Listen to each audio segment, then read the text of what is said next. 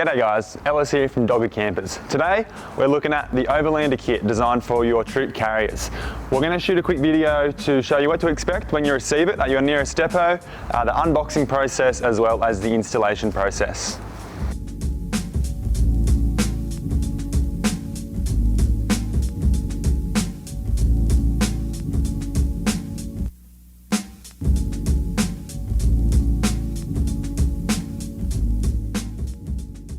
So with the Overlander Troopy kit, the package itself is too large to fit in the back of the troop carrier. So you will need access to maybe a friend's van or borrow a larger vehicle to get it in there if you want to take it in one hit. If you do only have the Troopy, you will have to unbox it at the depot and put the individual pieces in. Unboxing it, you want to just cut these straps, remove the glad wrap, which is of course compostable, and then you can start to separate the few pieces.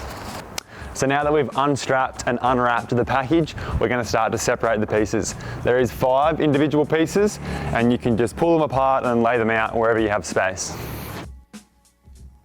So now that we've unstrapped and unwrapped the package here, you'll see that there is 5 individual components, 5th one being the shelf on the top here.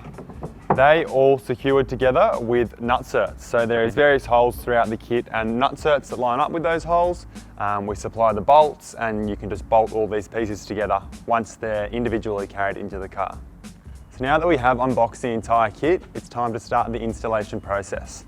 Step 1 is installing the floor. It's got the nutserts here that line up with the holes on the underside of the cabinetry. So once you have fixed the floor to the body of your Troopy, you can then start to mount the cabinetry on top of that. With the floor, there are a few different techniques you could use to secure it to the body of the car.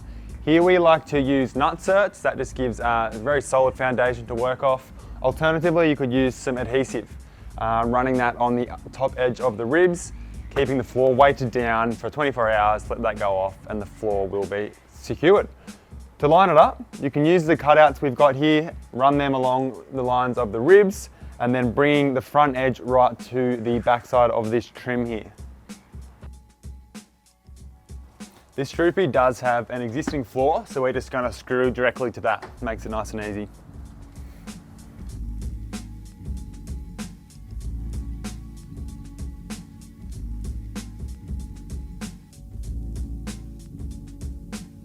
So now that the floor is installed, we can start to bring in the cabinetry pieces. It's a good idea to lay down some cardboard or something to protect the floor here, so you can just drop the edge of it on there and then slide it towards the back without damaging the exposed floor here that you'll see. So the first piece we're going to install is the largest piece. It's the fridge wardrobe unit here. You're going to want to separate this top shelf, put that to the side for now. You're going to need to enlist a friend to help you pick it up and just slide it into the back of the car.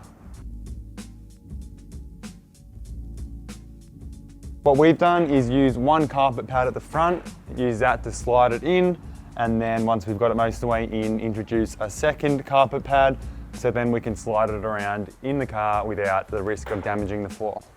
So now that we've got this main unit in here, it's not secured anywhere, it's just floating in here at the moment. I'm going to introduce the top shelf. You can just lift that up and over. This Troopy has a pop top, so the roof is a little bit lower than standard, but we can just lift that over, and then there's 4 bolts at either end, or 2 at each end I should say, and you can use them to secure it to the unit.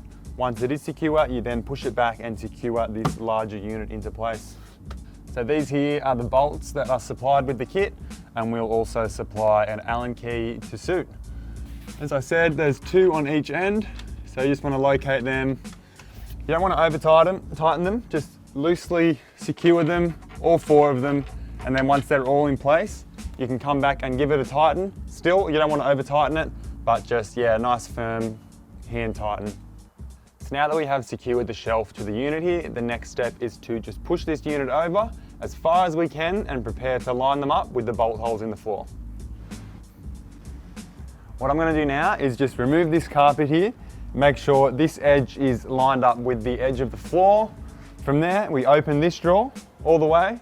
At the back end of the drawer, you'll find 2 holes.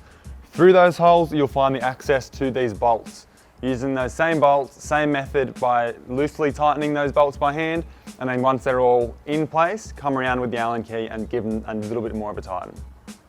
So this main unit here uses 6 bolts to secure to the floor. We've just loosely tightened off the front 2. The middle 2 are accessed through this lift away lid, and then the rear 2 you'll get from behind the driver's seat in this box here.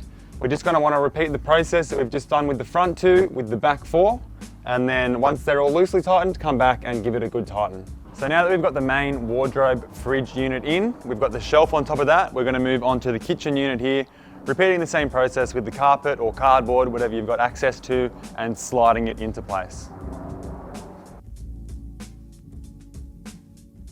Now that we have got this kitchen into a rough position here, you can remove the tape and lift away these lids, just so you've got a visual on the edge of the floor, and you can line it up with the edge of the drawer, and then line it up with the back edge of the floor and the back edge of the drawer, and then we're going to repeat a similar process with the bolts down through to the floor.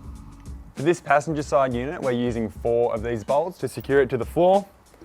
In a similar fashion, we're going to open up this drawer where you'll find 2 holes at the back end, and then at the other end of the unit there is another 2 holes to secure the bolts. So before we do go ahead and install the last 2 bolts, you want to grab the remaining piece here. That just slots into position right in front of me here. You might have to slide the end of the drawer over a bit just to give it a bit of room to get in, and then pull it back over, hard up against it, and install the last 2 bolts.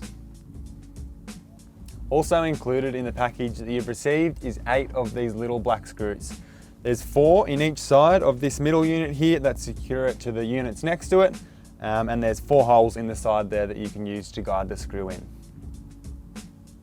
So now we've installed those 8 bolts there, we have pretty well come to the end of the installation. A bit of a tip with all the bolts that we've installed into the floor is to keep them very loose until this very last stage.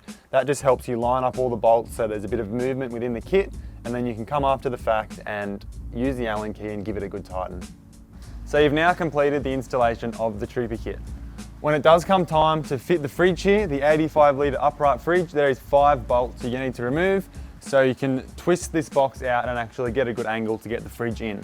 There's 2 in the floor here, 2 in the top that we just put in to secure the shelf, and then there's 1 in the back, accessed from inside the flip down table. And that's it. You've finished the installation of your Dogged Campers Troopy Overlander fit out. Now your job is to get out there and explore. Thanks for watching.